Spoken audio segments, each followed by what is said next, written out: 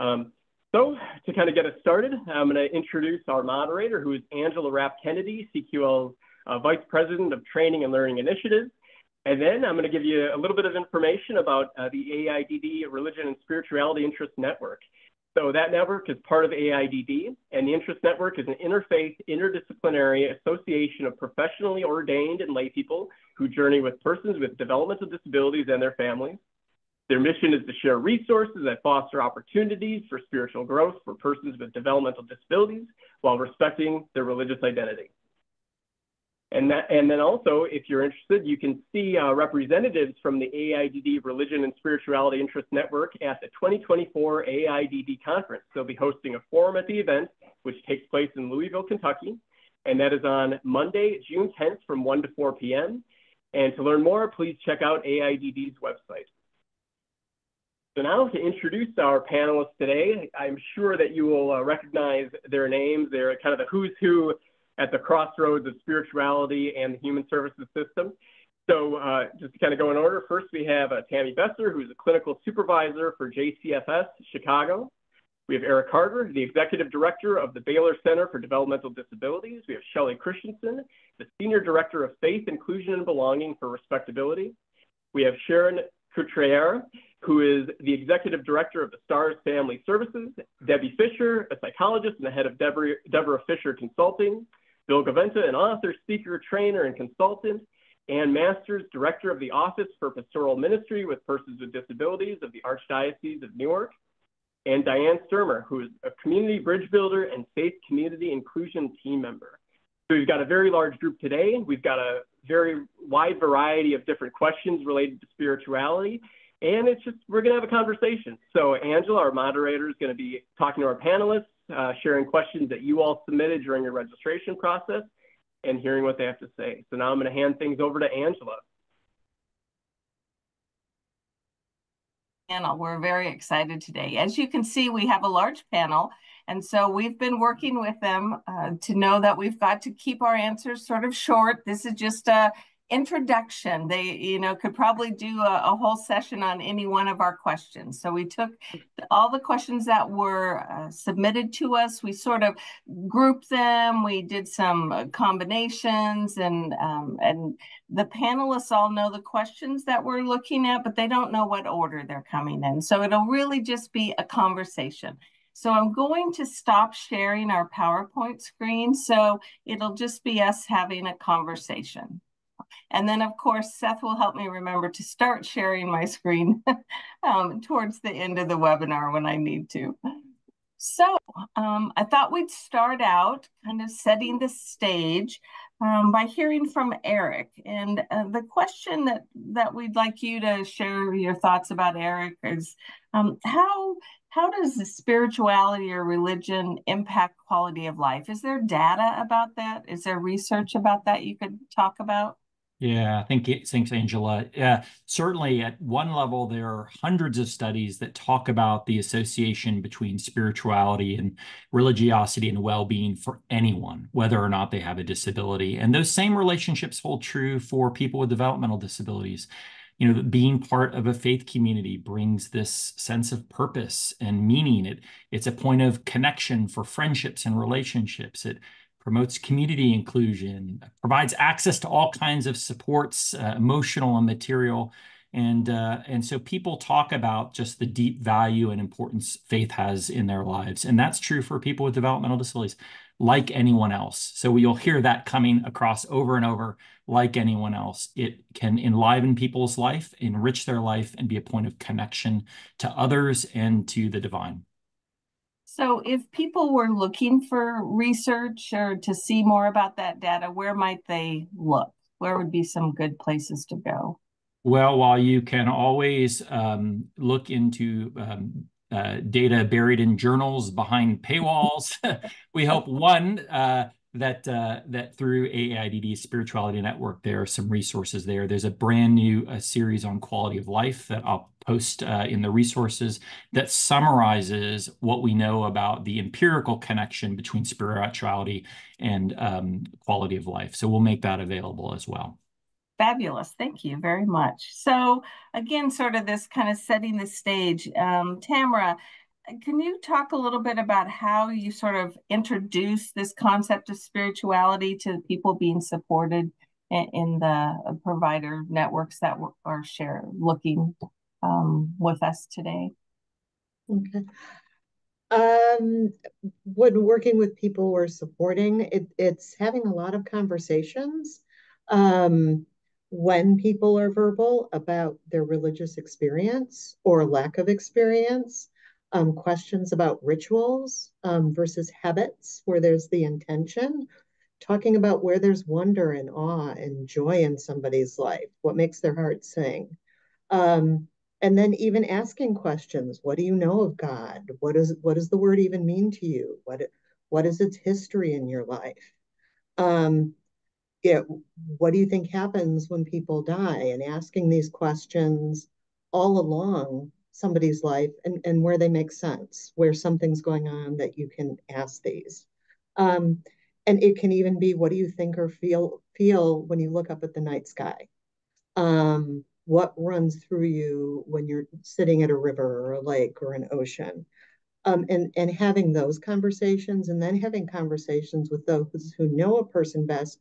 When do you see this? When do you see joy in their life? When do you see the expression of satisfaction or happiness or these things going on? And that's where to start. And to not be afraid to ask those questions. Right, and we're going to get into that a little bit more about how we can support the staff and organizations to do that. Thank you very much. So our next question is, what are some suggestions you have to help provider organizations recognize the importance of spiritual care and support? And I'll start out with you, Debbie. What are suggestions you have to help them understand how important this is? Thank you. Like with everything else we do when we support people, the goal is to really get to know the person. And so as a provider, this isn't about thinking outside the box. In many ways, this is just one piece of the toolkit that we have as providers about everything, really. The concern that we've had is that for a variety of reasons, often misunderstanding, providers have left out spirituality, religious experiences, affiliations, and its importance because of the concern that because we're funded by federal dollars and state dollars, that somehow we're breaching that church-state divide, when in fact, it is absolutely not the case. In fact, it's part of what we're really obligated to do, and the settings rules of 2014 really solidified that. They include spirituality, and we actually have Bill Gaventa to thank for his tireless work and a number of others for ensuring it got in there. But the fact that we are obligated in our roles as providers to explore with the people we support what matters to them means that we include the kinds of questions that Tammy just mentioned. And we set aside our own beliefs and values. That's where we are breaching that divide. And we really sit in that professional role to explore with people that we're supporting what matters to them. Right. And Sharon, do you have some thoughts about that? You're a director of a provider organization now. Do you have suggestions about how to help providers really see how important this topic is in people's lives? You need to unmute. Sorry.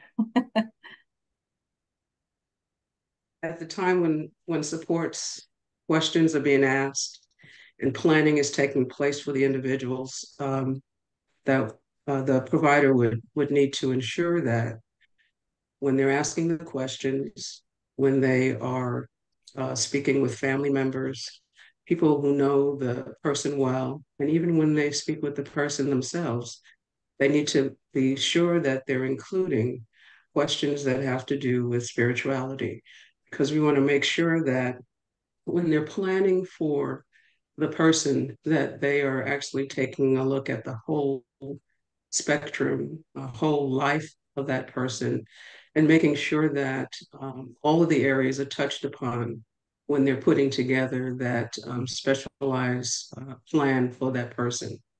So I would just state that they just need to be sure to include, um, be intentional about including spirituality in their process for um, preparing or creating service plans for individuals, and make sure that there's a religious component to that. And when they are doing their investigations, pulling together information, that they're actually pulling together information that touches on spirituality too, for the persons on their caseload. Great, thanks so much. So this first sort of set of questions, we're focusing more kind of on the provider perspective and thinking about that. So as one of the questions, or sort of a combo of questions that came in, is, as support providers, what are some ways we can better understand the needs, desires, preferences of people with disabilities involving religion and spirituality? And then how do you ensure that the person is involved in planning based on what you learned? So Sharon, I'm going to throw it back to you again. How do you do that in terms of understanding, finding that out, and helping people be a part of planning for it? One of the things that we do at my agency is a number of the services that we provide actually uh, is a springboard, uses religion as a springboard to developing those services and supports.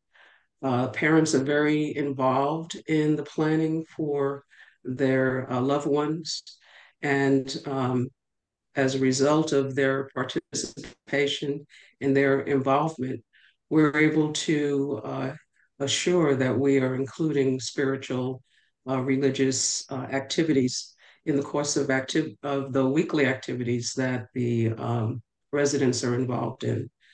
Um, there is not a time that goes past. There's not if you take a look at their schedules, there's not a schedule that you'll see that doesn't include some aspect of religion or spirituality in their planning.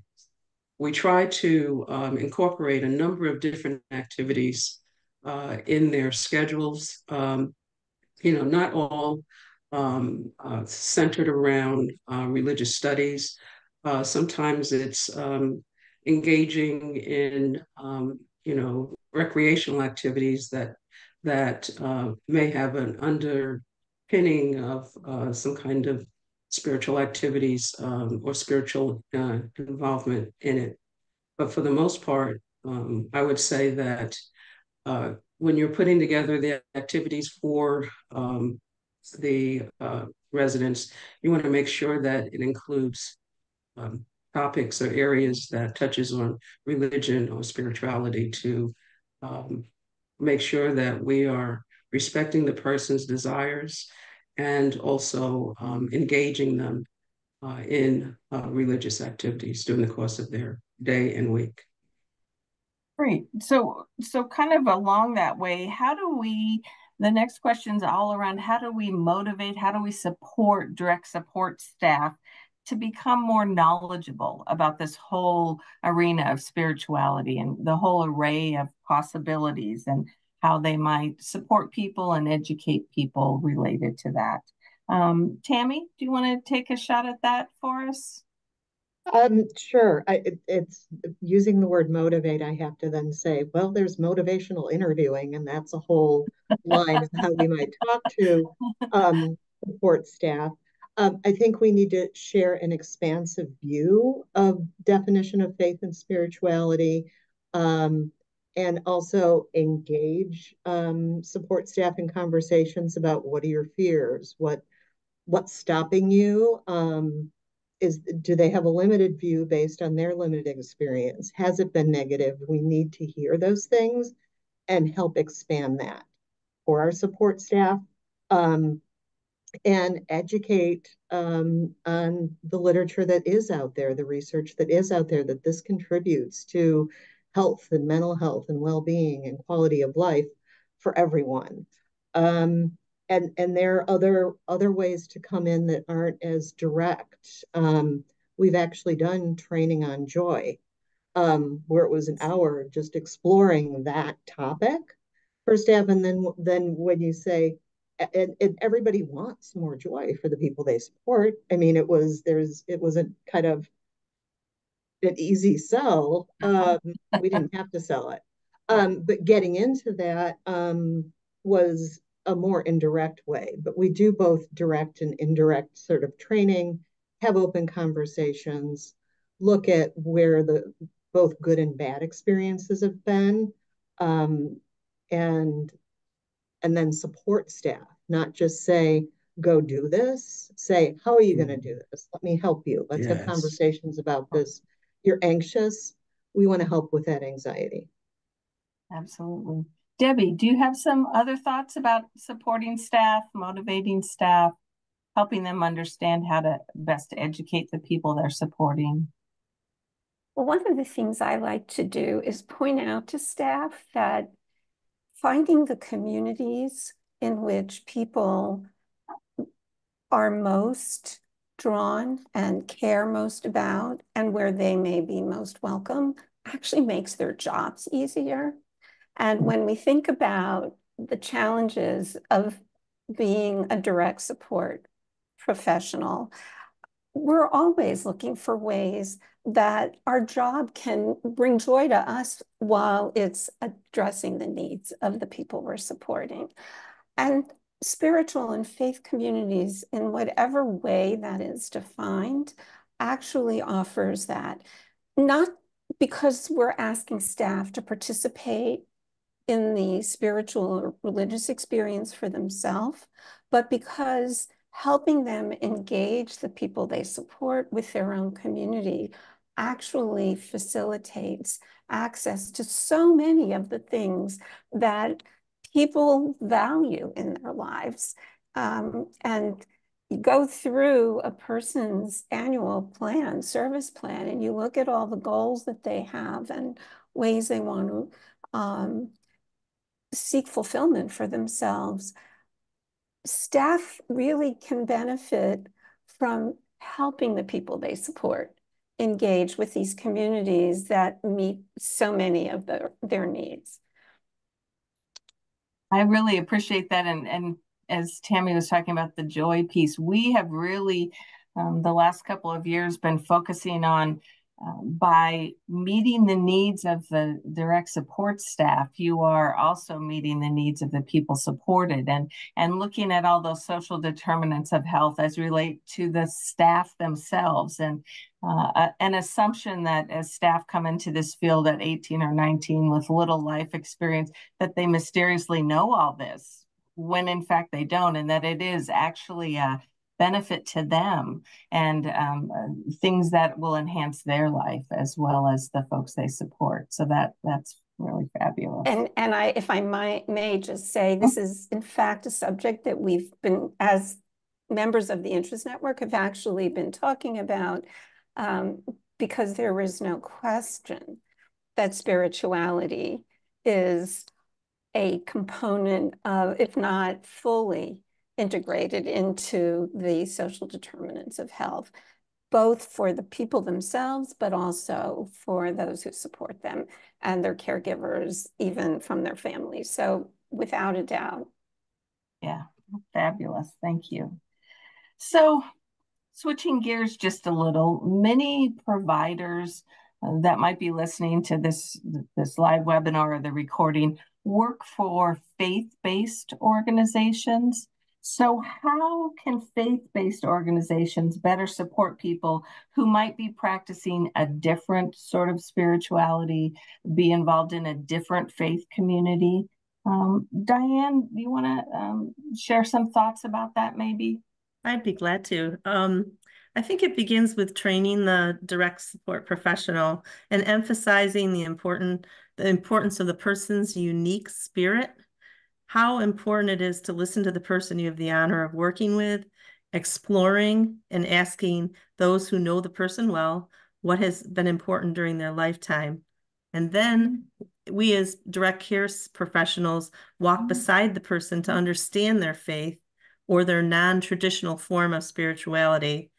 Then we research and we make it fun. We provide opportunity.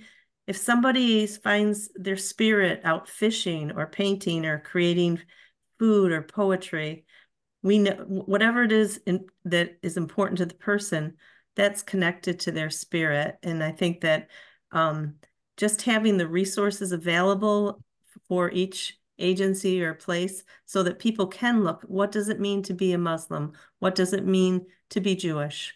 And just having those resources available and people who they can talk to and they can walk beside them while they are exploring this. Great. So, Anne, do you have some thoughts about that? The faith-based organization, how they discover and support people who might be practicing a different faith or a different spirituality? Sure. Thanks, Angela. Well, in specifically Catholic organizations, there wouldn't be any conflict because in Catholic tradition, respect for the dignity of each person requires respecting someone's choice of faith or no faith, right? Because faith must be freely chosen. So, because that had been part of the preparatory question if there's a conflict, and that may relate also to other traditions as well. But then also when thinking about non-traditional matters of faith, I would suggest that perhaps we should take spirituality out of the God box and recognize that within my Catholic spirituality is very broad. And so if we look at from a practical standpoint, considering spirituality as having vertical and horizontal dimensions, and that vertical dimension is that connection with the divine, so individual ritual prayer practices, such as praying the rosary, could relate, but also having a yoga practice, and also fostering contemplative moments. Tammy already gave beautiful descriptions of examples of that, in the joy and awe. And so I don't need to provide any more in that sense, but then also on the horizontal dimension. So the quote unquote, what's people think of would be participating in the faith community, attending worship, being a part of different ministries and groups within the community. But it could also be outside of the faith community to participate in community organization and development, social justice, reaching out to marginalized groups of people that are precariously vulnerable, concern for the environment, helping out at a dog shelter. I mean, things that are connected beyond the person in more of a horizontal nature. But, it could also be just a part of the simple ways we live out our faith in our daily lives, like not cutting off people in the grocery store line, for example. And, the other thing so again, talking as a Catholic, I mean, part of our tradition is to recognize the spirituality of work and also faithful citizenship. And I would think that would relate. So kind of looking at the different dimensions of someone's life. Thank you. So as we talk about people, experiencing, having a history and a desire for a variety of faith communities or different spirituality, how do you go about as a staff person supporting people to express their spirituality in group settings where your spirituality might collide or impact somebody else's view of that? Bill, can you talk a little bit about that? Many people live with roommates, and if you have two diametrically opposed faith beliefs, how might you handle that? Well, I think one of the things you could do, I mean, I think this is a way to make for some really positive kinds of adult education experiences, especially for adults, would be to, have conversations. Some people have talked about this already, about what's most important to you. What are the parts of your identity that there are things in your life that are most important to you? Relationships, activities, things you like to do. What are your passions? And then Anne just mentioned, why is work important to you, or where do you have a chance to contribute to other people? It's like answering the question of why are you in addition to who are you? Where do you want to make a difference? How do you like to contribute? And I think most everybody who works in this arena know that people with intellectual and developmental disabilities love the opportunity, for the most part, to give to other people and to feel like they're helping somebody else, not just being on the receiving end of things. So where can you, having a job, volunteering, as that's kind of sense of purpose. And then the other component is, what are the groups and people with whom you want to be most connected? The kind of, we say the value in human services is inclusion. I think another way to talk about it is, where do you want to belong? Who are the people you belong to? I mean, in the South, we'll say, who are your people? Ed was just talking, and I was thinking about, so your spirituality is at the heart of so many different cultures. So an agency, if they're paying attention to cultural competence and helping people connect to cultural traditions, they're also helping then connect to the spiritual hearts of those traditions, whether it's in a particular religious institution or not. So I can think of, day programs that go out to visit different faith communities, that have conversations with the leaders there and have a chance to say, what is it like to be who you are? And what do people do here? Or have a chance to do that with different cultures, or have a chance to talk about how do you best like to help somebody else? And, or what do you think about something, and does your faith, your own religion, have any part in what you think about that? So there's just ways you could have conversations without proselytizing. As long as your programs are not saying, well, this is what you ought to believe, or you ought to go there, or you ought to do this.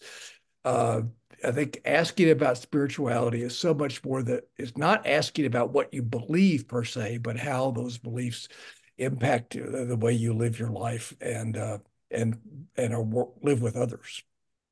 Great. And I think, as I was putting these questions together and getting a chance to think about this kind of big picture, it really goes back to some of the things that you've already talked about how to find out what people value and what's important to them, and how, as providers, we need to do a much better job at helping match up people when you're helping them think about who they live with. So if I'm a conservative Christian, do I want to live with a Satanist? Maybe, maybe not, but I'd want to know that. I would want to have an informed choice about that. And the fact that we don't even ask people, who they are or what they are to begin with, I think really is an important thing. And we Shelley, don't often give people choices about where they'd like to live anyway. Sometimes exactly. It's a much needed conversation in many arenas. Yes. Yeah, and that's another point. We all talk about person-centered planning. CQL does all the time. And if good person-centered planning would have to include some conversations about spirituality. Otherwise, in some ways, not about how, because that's a dimension of people's lives. And so you've got to include that in some ways. It's getting at the heart of what's most important and where do people want to be connected. Yeah. And I think, Shelley, you have some thoughts about how we can better understand people's desires and preferences about religion and spirituality. We have to acknowledge that spirituality, faith, religion, whatever that looks like, is an important piece of many people's lives. And for many people, that gives them a sense of belonging. Like for all of us, we want to belong somewhere. So it's not about inclusion, it's about belonging. And the idea, I think one of the obstacles that persists is, as service providers, we don't want to make mistakes. We want to do things right. And we understand we don't want to fix a situation. By the same token, we're charged with walking with someone, accompanying someone. And so I think that agencies have a lot of work to create sort of a psychological safety for staff to be able to make mistakes, to be able to ask questions, to be able to sit with somebody. And, hearing someone's history is amazing. However, not all people use spoken language. Correct. And there are questions, sitting with somebody, asking them questions. Do you want to come back to services next week? Do you want to join the Torah study? Looking at someone's eyes. I think I've learned so much just from watching people's expressions and eyes, because people will tell us. They will tell each other. The other side of that too is sometimes we share our own stories because we're in conversation with people. I think the smoothest way to make any of this happen really is to have those conversations. I want to kind of come back to something that is so basic, I guess, to this conversation. And a lot of people don't even know what they don't even know. How do I do this? It's always the how question. So I'm going to take us back a little bit to the why question, which is answered in Genesis 1:26 and 1:27. And, that text tells us that all humans are created in the divine image. So I want to share this with you. I want to share this with everyone in the audience, the wisdom of my own Rabbi, Norman Cohen, in Minneapolis. And he says, when you look into another person's eyes and you see the spark of the divine there, you won't wonder how to treat them. You'll know. If that isn't that, I don't know about if we want to reduce this to a common denominator, if that isn't about humanity, if that isn't how we are together with each other, creating communities of belonging, creating those spaces where people are listened to, not just heard, but listened to. I think that, if we can come back to that particular text, I think that can guide a lot of the interactions that we have. And I think it can also, create that psychological safety that we want to be effective. Right. Thank you.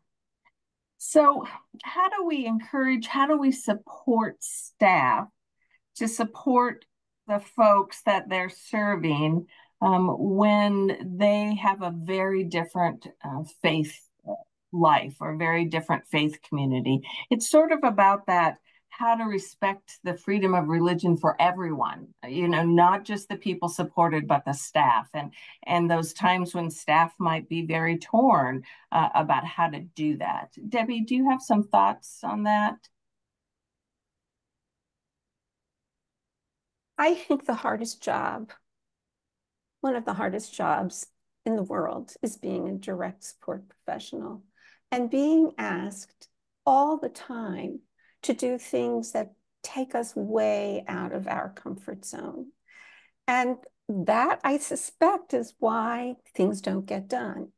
Whether it's taking a person with mobility difficulties into the community, whether it is somebody who's not verbal, who communicates through sounds, if it's somebody with behavioral challenges. Well, the religion world is a very alien one to all of us if it's not the one we grew up in. And so I see this as really the challenge that we all have as providers in introducing the work of being a direct support professional to those people with whom we are asking them to work. Shelley has given some deeply emotional connecting suggestions. It's recognizing that this isn't me and them. This is two human beings that we want to encourage. But the challenge is, how do I put myself aside? And so I think as providers, the challenge is to make room to have those conversations with our staff, to explore what it is to do something that really takes us into a world that we're not familiar with. A world where we may actually have been raised with a set of beliefs or a set of values that may have even suggested these are not places we want to spend time. So the challenge for us is really as providers, as provider organizations, and as people who are engaging in hiring staff, is to take the time with our staff to help them come to understand what the personal value is, both to the person they're supporting and to themselves, that will enable them to do the best job they possibly can. And to help them see the joy. Somebody put in the Q&A, we tend to focus so heavily on all the things that go wrong, but these are the opportunities that we have to celebrate the things that a staff or a direct support professional does accurately, positively, supportively. And that value on the human level, in addition to the professional level, is going to speak volumes to ourselves as we build our skills. So it really does require an open, honest conversation. One example that I'd like to just offer along these lines is frequently we have staff who are asked to honor a person's DNR, do not resuscitate, order. Well, for many people, whether it's their religious belief or a moral or ethical value, that's a very, very difficult requirement. We have to take time to explore with a person what that means. Can they do that job? When we're hiring staff, do we take time to help them understand that we're going to ask them to move in worlds that may be very unfamiliar and provide support? And then as providers, we may have to reach out ourselves to some of the faith communities with which the people we support are engaged, and ask them to come and help staff become comfortable. So all of this is part of the work of a provider organization or the staff themselves who prepare and educate and train. It's hard work. It's very hard work. And I really I think that's such a critical piece, and it sort of relates back to what we said a few minutes ago, is that it's really a responsibility of the provider to respect everyone, to respect the staff as well as the people supported, and how to do that well. And there's not a cookie cutter for that. That's a very individualized, as you said, very open, honest communications, and how can they best support what needs to get done in a way that's respectful to everyone. So yeah, I really appreciate that. So in light of the fact that this is such a hard job, being a direct support professional, and we have not enough of those folks, that continues to be an issue. So scheduling and not having enough staff to do things maybe the way you'd want to. Do you have any suggestions about things you've seen organizations do, creative ways to help people take part in the spiritual activities they want to, even though there may not be enough staff? Diane, you want to take a first run at that one? Sure, I'd love to. If there's not enough staff on a given morning or a Friday night, whenever the service is, especially during the pandemic, we learned about our online alternative. Also, we decided instead of just watching online, that we would have individuals contact their faith communities and try to build up and encourage the leadership teams at those faith communities, leave a message, say we miss you. And one person actually sent a joke out every Friday to all of those faith community folks that were involved in her group home. And this was a group of ladies, and they would get together, find out the best joke for the week, nice, clean, fun one. And they would send it and say, we just didn't want you to, we wanted you to make sure you didn't, that you weren't forgotten. Some people have made care baskets and then brought them to the church, even during the pandemic, and left them outside the door, and then left that message on the phone again and said, there's a surprise outside your door, go get it. And one person called and asked if they could be on the prayer team so that they could pray for people in their congregation, even though they might not be able to see them. And another woman, it was so neat. She was at a church site that warmly welcomed her, and they had a coffee hour where they would introduce a new family or person every week, and it was her turn. And she said, I love rock and roll. I love the group Heart. I love to go for walks, and I love to make cards. Those were her big threes. And the next week, someone from the congregation brought her a heart shirt. So it was really cool. But she also said, how do I get people's addresses so I can send cards to them? And that has been going on now for 10 years. The expectation is there. Another person became a deacon in their church so that she went to the meeting where they were all being trained. And she gets 2 or 3 calls a week where she has to follow up and pray with the person. So it just depends on where the person is. So those are just some of the ideas, especially after living as a DSP after 35 years of working in different positions in my agency. I was a DSP again, and that's what we did. We looked at ways we could connect, and let's not think about ourselves, but let's think about how those people at the church, the janitors, feeling, and what can we do to make his day or her day. Great. And instead of wondering what the church can do for us, what is it we can do for our church community? How can we really participate? Yes, nice. Thank you. Debbie, did you have some other things you wanted to add about sort of creative ways when staffing becomes an issue for folks to really be full participants in their kind of how they want to live their spirituality? You've got a whole community of people available to help. Volunteers who can transport, natural occurring supports. We spend a lot of time talking about these things. Well, you don't get better than a group of people who are gathering for a service, for church, for Bible study, for a community outing, for social action or social justice activities. In my synagogue, we're working on a jobs initiative to help people find jobs.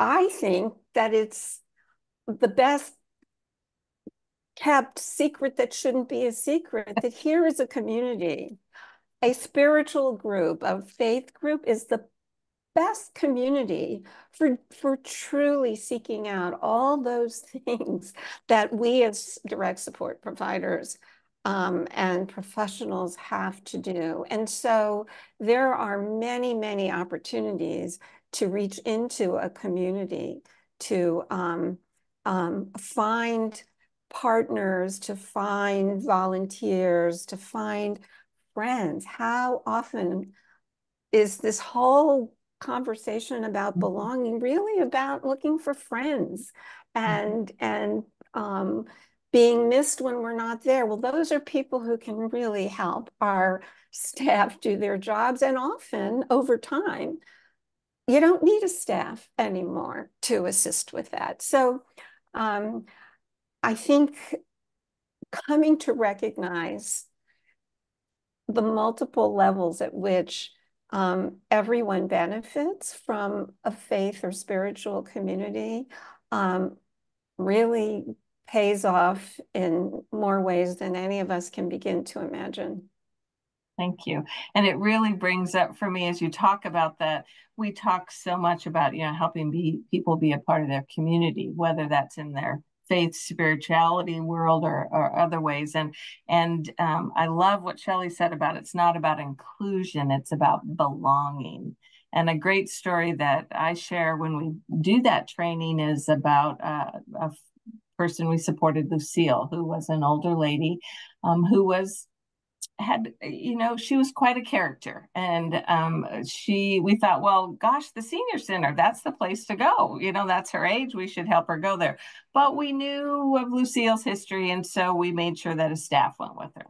And then we got a call from the senior center and said, we really appreciate you, bringing Lucille, but the staff you're sending with her is 20, and she sort of sticks out like a sore thumb at the senior center. You really could just drop Lucille off. We know Lucille now, just drop her off. Of course, we were still a little concerned because we knew the potential for Lucille in some situations. So we had that staff drop Lucille off, but stay in her car in the parking lot so that she would be there. And then eventually that went away. Lucille became a part. She belonged, and people were able to come alongside her and help. So really helping staff and providers see how to be a part. And again, that's back to, you've got staff who are 20 years old. They may not be very good at joining things either. And so how are you educating and supporting them? So, thank you.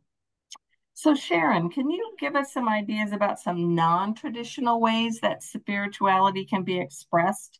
Maybe not in a formal church setting. We've heard a little bit, people have talked about joy as a spirituality and not just a church service. So you want to share a little bit more about how we can think about that and support people? Okay, Angela. I actually had a list of a number of things that could be done.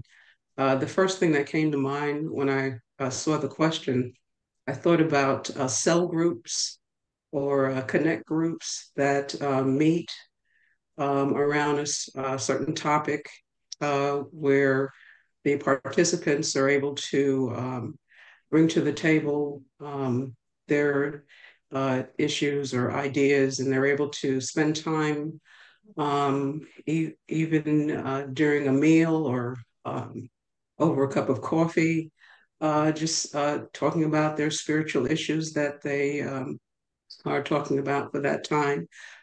We also there's women groups that meet, and these are also outside of the regular church meetings where, the ladies get together and they have topics that they like to discuss that are of importance to them.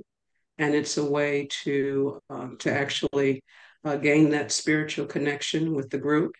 There's also, we talk about the women's group, there's also men's groups too that meet and do a similar thing where they have topics of importance, where they're able to spend time just, fellowshipping with one another and sharing information, religious information, or even personal information in terms of things that they're encountering during the course of their day, that where there's actually a spiritual group that's there to encourage and to strengthen them in their walk, in their religious walk. There's also, listening to religious music, spending time, singing the lyrics and enjoying being ushered into the presence of the divine, and just you can do that alone, or that can be done also with a group. There's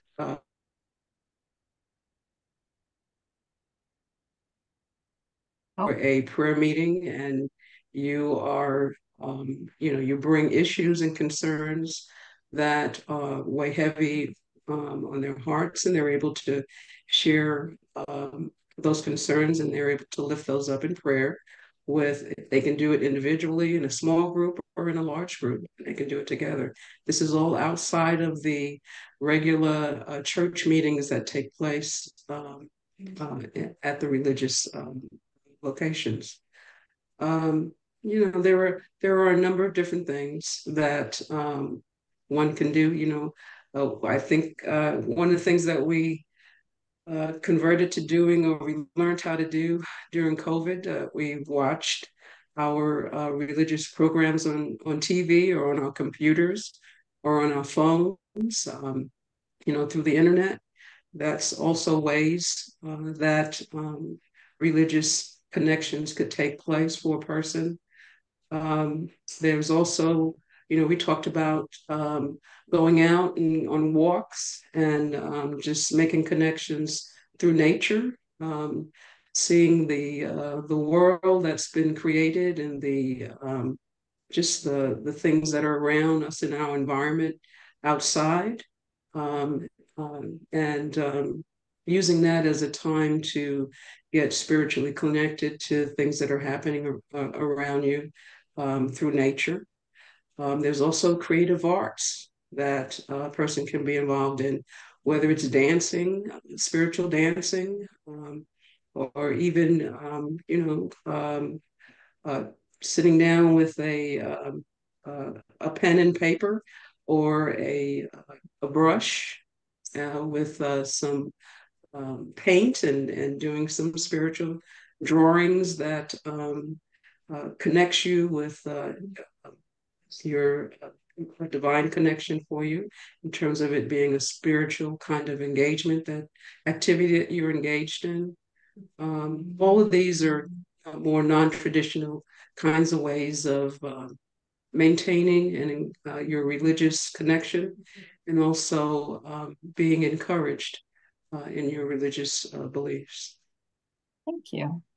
And I'm looking at my time, and I think I'm going to need to switch gears now to kind of another way to be talking or thinking about it. And it's really more questions related to faith communities and what they can be doing and how we can intersect there. So how can provider organizations help educate and empower faith communities to be more inclusive, to be more welcoming? Shelley, do you have some thoughts about that? Funny you should ask. Yes, I do. Realize that this is a partnership, and that is really critical, just to have that awareness. And I strongly suggest, if a faith community is identified, if a person is participating or starting to participate in a faith community, that someone from that organization, could be clergy, could be education staff, could be someone who will be able to listen and participate in the annual meetings. I think that that's the beginning of allyship, and really helps to understand in both faith community and provider organizations that the person they are talking with is always at the center. And that is so critical. One of the things that has been really effective is for the individual to invite members of the faith community into their home when staff is there, whether it's, wherever they're living. And I say this, Judaism is a very home-based faith, religion, practice, culture, and so forth. And I've seen where somebody from the religious community has come into somebody's home and done some of the ritual acts, maybe bringing Shabbat candlesticks, electric ones, but bringing, bringing recipes, bringing a challah, doing something that will evoke emotion and history and feeling in this person. And that sense of pride in finally being seen as a person for whom this is really, really important. I also think, we do a lot of work with raising awareness. In fact, there's a whole month devoted to raising awareness, Jewish Disability Awareness Inclusion Month, where there's a lot of trainings going on and things like that in different communities. This is also true in the non-Jewish communities as well. There's a lot of this. I think that it's really important to teach each other that provider organizations who are supporting an individual the most, presumably, are sitting there with the faith community and learning. So doing workshops, whether the faith community does workshops or provider agency does workshops, or they do a common workshop facilitated by another organization. One of the things that I think can come out of that is that both realize that they are all working toward the same thing. And that is to create that sense of belonging for someone meaningfully In other words, what's important to you, as everybody has alluded here, what's important to you? And how can you, how can we support you to get that, more of that in your life? How can we make that happen? Nice. So, we oftentimes run into faith communities, groups of people who have some sort of outdated views of people with disabilities, that they're special, that, they're angels, kind of that childlike, set aside somehow different. Bill, do you have some thoughts about how providers can help dispel that myth, or, make some inroads in that? Well, I think one of the first things that people can do is try to introduce a person individually to people in a congregation with their story, and if possible, then help that person then to tell their story and about why they're interested in being part of a faith community or part of that congregation. I think nothing beats a direct word and having somebody and essentially say to pastors and clergy and church people, listen to the person we're talking about. It's not about an idea or about some kind of label, but listen to their story. And if they can get them to know their story and get behind the kind of labels, then that person all of a sudden becomes somebody who, that they can see has interests or has gifts or has abilities. And I think several people have said things about when approaching a congregation, if you also approach with the idea of the person that I'm working with really would love to learn more about what it means to be Baptist or Methodist or whatever, and we'd like to do that, but also would like to figure out a way that they could help in this church or synagogue. So help start by looking for a place to contribute and asking the leadership, are there jobs that this person might be able to do, or that in fact we as an agency could bring a bunch of people over to help do, like if they're having a cleanup day, or cleanup day and so on. And I think the shift when people see people wanting to act out their faith in helping the rest of the community and giving rather than being receiving can be a pretty remarkable one. And so it gets away pretty quickly from the sort of pity or the sense of folks are holy and angelic. And I think chance to interact with people, you pretty quickly find out most people are not angelic. Yeah, I have a brother-in-law with significant disabilities, and you just need to meet him once to know that he's not angelic. So yeah. Anne, do you have other thoughts about that? How we can kind of make some inroads there? Yeah, there's this great saying from organizational leadership that says what gets in the way becomes the way.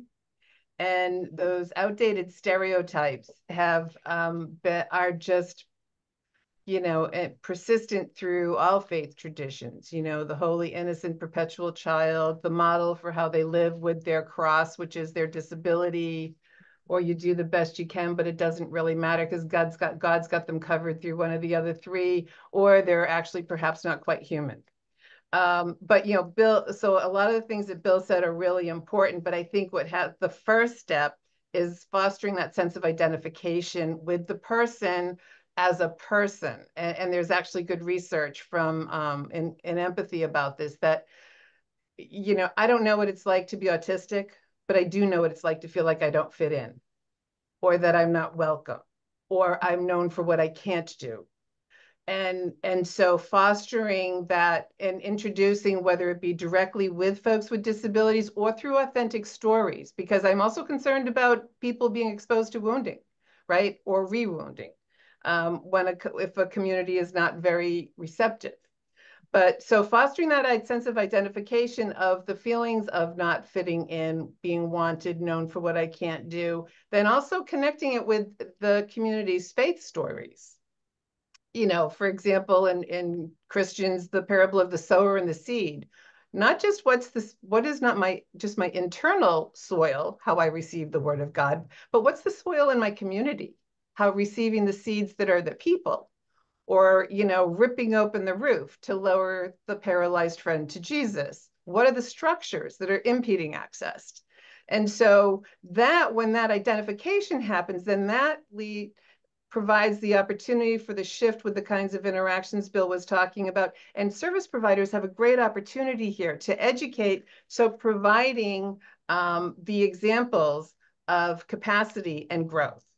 That's really important because that helps to then also break down those expectations, which is really critical, and supporting successful participation, right? And then also providing other examples from other congregations is going to help empower religious leaders to feel like, oh, well, if that pastor can do it, then I can do it. So those are the kinds of things that are really important for making that shift, and then helping to educate about supportive strategies, and become comfortable with the uncomfortable. None of us like to look stupid. We don't want to do the wrong thing or hurt someone, but if we can become comfortable with that tension, and spiritual communities are a great place to do this, right? Because that's part of spiritual growth, is to embrace what's uncomfortable to grow as a person. So, but allowing that space to pause and reflect before reacting and seeking help or asking what's going on here. Nice. So, Eric, can you share some thoughts you have about how religious leaders can adapt kind of their traditional approach to sermons or prayers or readings or whatever to be more inclusive of folks with disabilities? Well, I was just thinking about Debbie's answer about how so many of us or so many people are new to this territory. If you didn't grow up in it, you weren't exposed to it. So many religious leaders never really had this covered in their theological training or seminary. So it just recognizing it can be new territory for them. So actually helping them come to know members of their congregation personally who have disabilities is one way to begin to think about sort of now it's a personal connection to how do I help Sam or Seth or Bill or Tammy participate. But I think the big, like many of the things we'll talk about, I've talked about, is get the input of people with developmental disabilities at that planning stage, is ask good questions. How could we help you participate more fully in this worship? What would it look like to do that well? We often talk about in the design of community activities, the idea of universal design. So helping religious leaders think about how they can share and convey information in a wider ways, a variety of ways, and allow and encourage multiple ways that members of the congregation can participate and respond in worship and elsewhere. And that might look like using more simplified language, like clear, simple language in sermons or readings. And you can it's really wonderful how you can use some of our AI apps to take complicated things, run them through AI, and make them very simple. Visual aids of slideshows or images or videos that support a verbal message, and likewise captioning, either on screens in worship spaces or online streaming. Thinking about how we make scripture and prayer books accessible with audio recordings, with apps, and all the things that actually, as we think about doing all these things, actually makes our worship services more accessible to anyone in the congregation. So I think that part of just universal design, and then the companion of that is responsive design, is how do we help Shelley or Tammy or Seth participate in meaningful and valued ways? How do we be flexible and imaginative for them? And one of the best ways to do that is to move them from passive participant to active participant of serving and leading and doing prayer, reading saying prayers, reading scripture, those sorts of things, and making that work for each individual, one person at a time. Thank you. So Tammy, do you have some other thoughts about how faith communities can be more inclusive of the folks with disabilities? Yeah, broadening that to how do you welcome anybody? What is the pathway from stepping in the door or going to the website to someone feels they belong here? And having that marked out, and is it accessible for everybody who comes in, and thinking that way. Very practical things to be done are having a culture of name tags. that we know who everybody is and assume that everybody doesn't know everybody's name, and then say, do you want to write it out yourself or shall I write it for you? Things like I've been in congregation that actually have signs out at coffee hours and the general gathering times that say, um, you know, greet somebody you don't know, and then have a tagline of what the conversational prompt might be. And that just gets people in the entire congregation introducing themselves. In any group that someone might join, have a practice of assuming there might be somebody new in that group, be it the women's group, the men's group, the choir, whatever, that someone is new is there.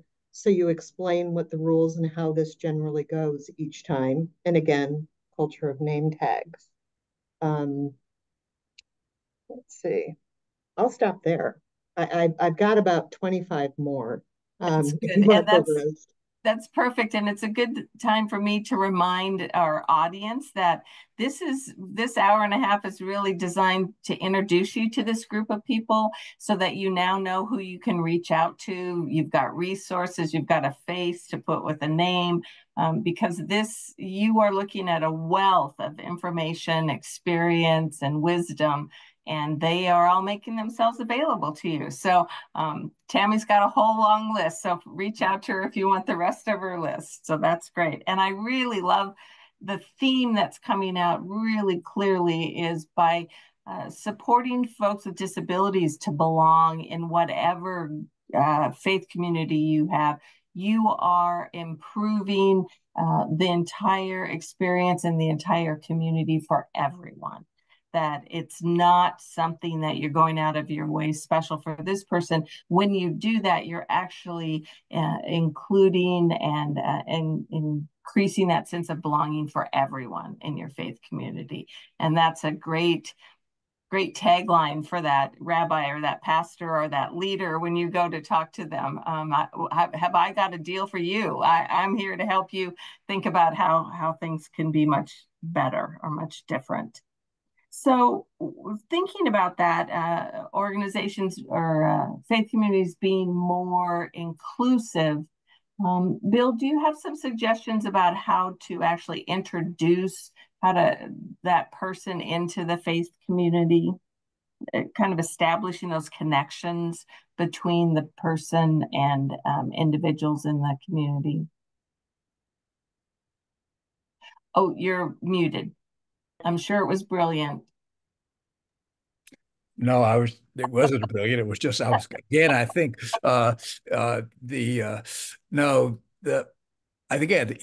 John O'Brien says the quality of people's lives depend upon the quality of their introductions and their invitations. And there's, so how do we introduce people as rounded, full people who have multiple stories beyond disability, so that people know about the things that they're interested in, that they're involved in, and so on, and get that kind of personal introduction.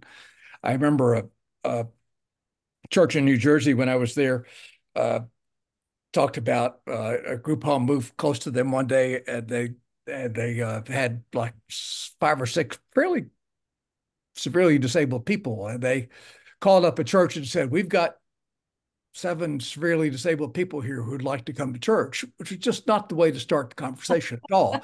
And it shows that they didn't know the individuals, what their particular backgrounds or family backgrounds or heritages were. They introduced around the concept of disability rather than people's individual names. They did it as a group rather than by individuals, coming as a group for the first day. If people want to come to get a group home to go visit a church as a group, they should go there during the week when there's nothing going on and people can get a feel for what the site is and a little bit of training. But I think the one by one kind of thing and it's also staff being able to use what you don't know by saying, this person's we've identified that this person is Catholic in background. they would really like to be part of a Catholic church again. We don't know how to do that. You guys know how to do that.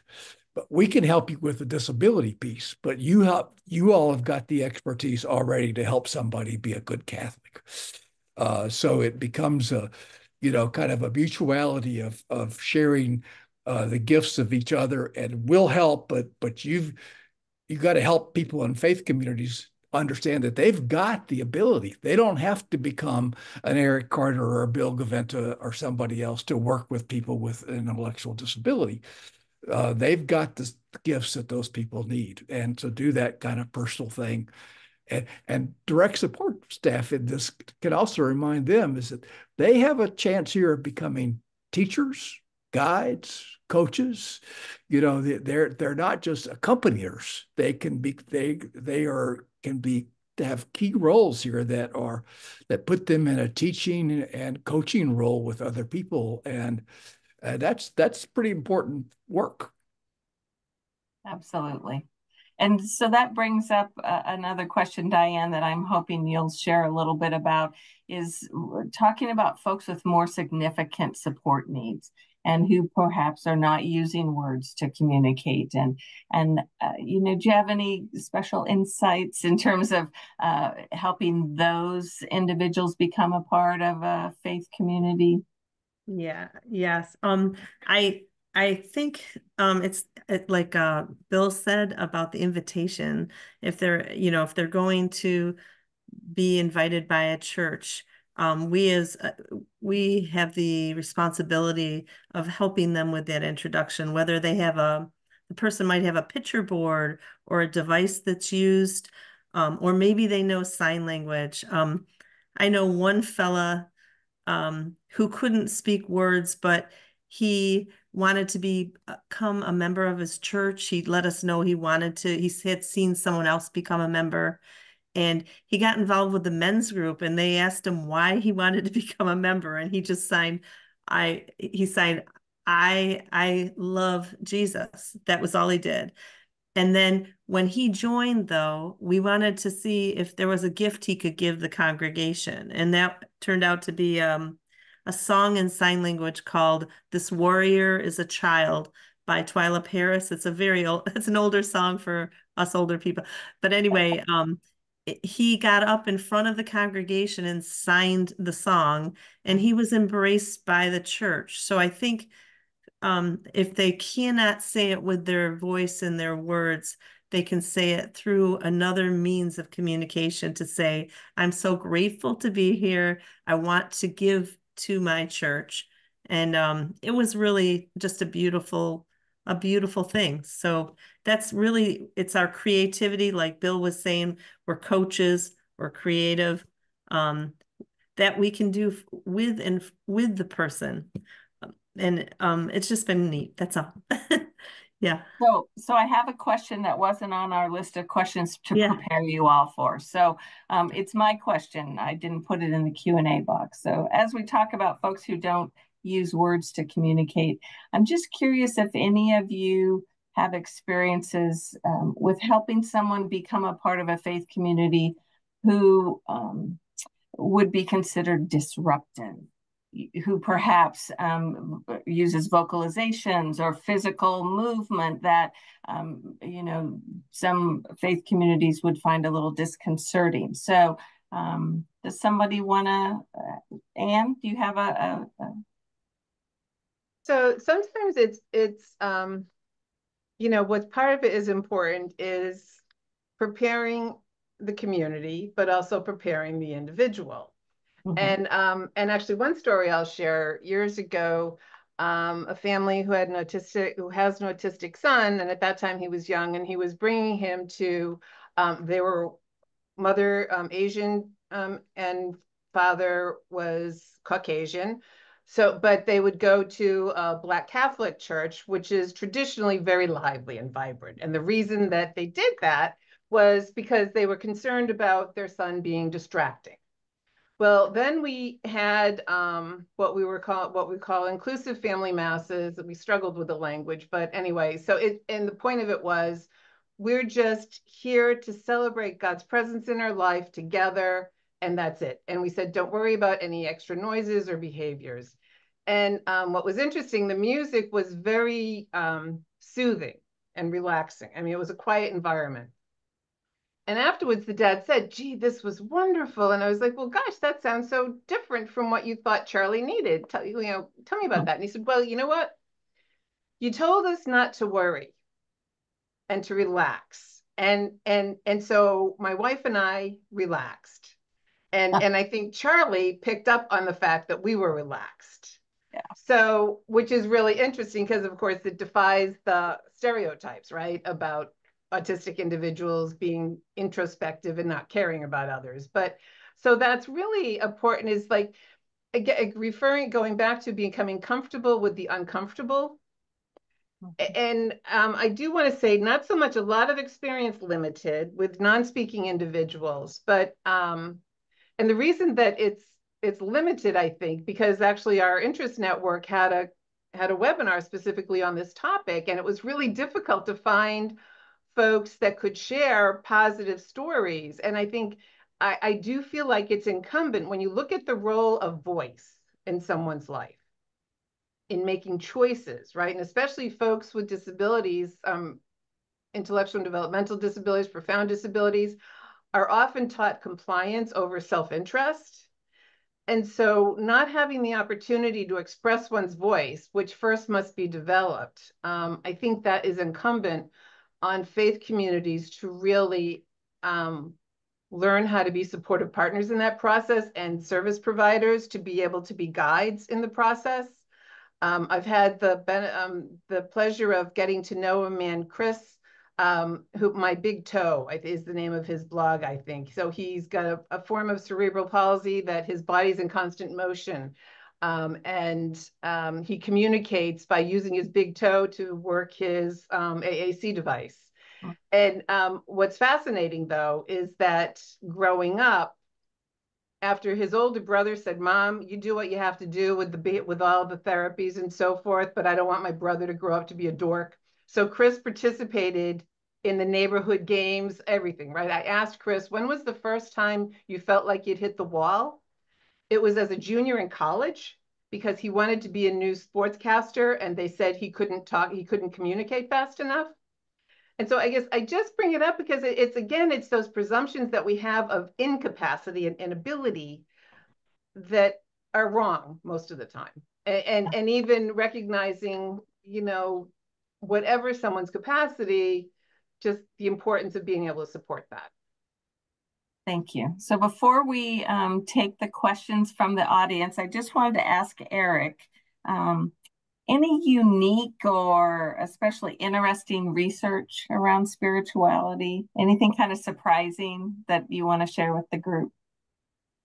Well, I'll say something that's not surprising that I think you've heard throughout this last hour and a half, is that, like anyone else, people with disabilities want to know and to be known by God and live out their calling and love their neighbor and serve others and be faithful and be part of a caring community. That's not surprising to us, but I think the reality is that we so rarely have the supports and invitations and embrace in place for that to be a reality, that we need to remind people that that should be utterly unsurprising and should be expected. I think beyond that, I think the surprising parts is just still, I think sometimes how inconsistently we support something that so many of us would affirm is such a fundamental part of our own lives.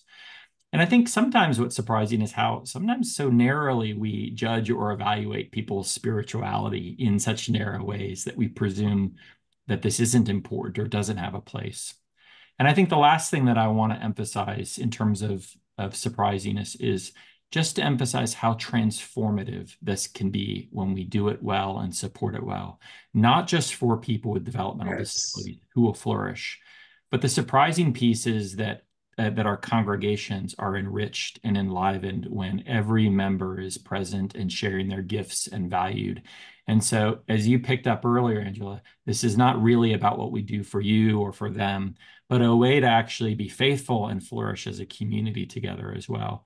And I think we get that when we think about our own scriptural traditions and theological traditions, but we forget that in reality. And so I think that's an important point to drive home. Thank you. That's a great way to sort of wrap up our session. And I think just to kind of put the point on it as well, that it enriches the DSPs. It enriches the life of the staff as well. So it's just a win-win-win situation if we can really get people kind of focused in the right direction. So Seth, I think we've got a couple of questions in the question box. Yep. Yeah, I got some questions. And Angela, if you want to share your screen, I can cover kind of a few little items before we jump to that. Oh, sure. Or I can do that too. Just want to remind everyone that we've got resources, but I have to share those with you before you can actually see them. So there we go. And so, perfect. Thank you. And so first and foremost, the one-stop shop you should be going to for all of your resources would be the AAIDD Religion and Spirituality Interest Network website. And if you look in your chat right now, you'll see the link for it. I can't even say enough. They have endless webinars and articles and guides and links to different websites. And it is just a trove of useful information that, you know, while this webinar provided a really good introduction to all these topic areas, they go really in depth, as Angela had mentioned, into each one of these kind of questions that we're asking, but in a full webinar or a full article or a full guide. So, I mean, please check that out. That is just, has a wealth of information. And then next slide, please. And again, just a reminder that you can catch representatives from the AAIDD Religion and Spirituality Interest Network at the AAIDD conference, which is in just, whatever it is, 1 week and a half or so in Louisville, Kentucky. They're hosting a forum on Monday, June 10th from 1 to 4 p.m. So please do, if you're going to be at the AAIDD conference, please do check that out. Got a really good group there. So now, kind of talk about a few different questions that we've received either live or separate. Debbie and Diane, you both touched on some of the staffing issues and the complications that can create. We did have a question specifically about limitations in transportation, which a lot of provider organizations run into. Any ideas, and I think some of the same themes apply, but any ideas on confronting barriers involving transportation? Well, the first, most straightforward is to look within the faith communities for volunteers who will assist with transportation. You really just have to ask. One of the things that I think I have learned is a theme in all of this work is all members of communities have the same sets of needs. I think Eric started us off with that. And transportation is one of those. Elderly people, somebody who's had surgery, somebody who broke their right leg or whose vision is failing. I mean, everybody in a community at some point in time may very well find this challenge. And so we have to ask. As providers, we may be a little more hamstrung by the safety requirements that we have to do, but most people today understand that if you have to do a background check, you'll do that. But look to your community for assistance with literally transportation, housing, jobs. One of the things that our disabled community members have more trouble doing is the networking part of being in a community. So often what we're called upon is to create the intentional networking opportunities. That's how I describe this jobs initiative that we have going on. How often will a group of people be hanging around over snacks or before a program starts and somebody starts talking about how are you doing? I'm fine. What's going on? Well, I lost my job, or I don't like my job, or my car broke down, or I need a place to live. These are the natural topics that people talk about in the course of relating to each other. And so the intentional part of the work we do as providers is tapping into that and educating the leaders, educating the lay leaders. I want to say one thing, I think it was touched on, but we can't say it often enough. This is not charity work, and we are not promoting charity work. We are promoting the human relationships that exist wherever people spend time. And there's no more intentional place for that than in a faith or spiritual community. So what we're asking our providers to do is take advantage of that, because we will find that that is in fact available. Some of it is also in the transportation world, where I have spent quite a bit of time lately. Sometimes it's getting somebody to that last mile. And oftentimes, if a provider can get you to the local bus stop or to a local corner, you've got any number of volunteers who'll say, no problem, we'll meet you there, right? So the fact of the matter is it's the same thing any of us would do when we're sitting in a circle of friends and saying, hey, I could use a hand. Actually, before Diane chimes in, I just love it because you just described social capital. We talk about social capital all the time, and this is a treasure trove of social capital. That's right. That's exactly right. I was just going to add, sometimes there's individuals who go by Uber or Lyft line, whatever, whatever means, even buses, but we also have somebody from their faith community there to meet them, that type of thing, like you mentioned just now, Deborah. But even using those means of transportation that people use when they have to. But I love the idea of getting the people involved in the faith community to be part of that network. And it's not easy for providers because many of them are very protective.